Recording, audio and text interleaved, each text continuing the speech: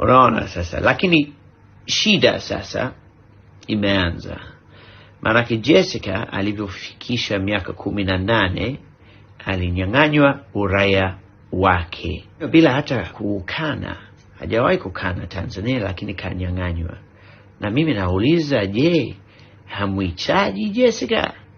Ni mtoto wenu huyu, hamuhitaji? Unadhani hawezi kuja kusaidia kujenga taifa, kufanikiwa kimaisha, lakini kwa niaba ya Tanzania? Na Miki anafikisha miaka 18 baada ya miezi miwili, naye atanyang'anywa haki yake, urithi wake.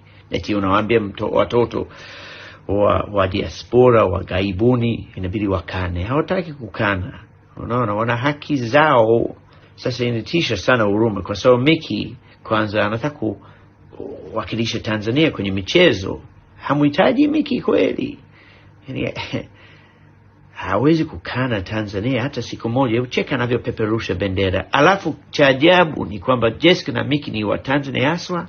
Unaona, wanakula ugali, wanaongea Kiswahili nyumbani, na wana tabia zile za Tanzania. Jessica ana heshima sana, heshima ya Kihehe. Na Miki ni mvumulivu sana. Mimi sina uvumulivu, lakini Miki mvumulivu sana. Unaona, lakini wakose fursa ya kuwa Tanzania tena. Na naelewa uraia pacha watu wanaogopa. Siwezi kumwamini Bongozozo. Au hata kama unaniamini mimi, huwezi kuamini wenzangu. Unaona, hata mimi siwaamini sana.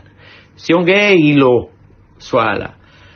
Unaona, mimi nasema watoto wenye asili wa Tanzania ambao walikuwa tayari uraia wa Tanzania wasinyang'anywe uraia wao wakifikisha miaka 18. Hii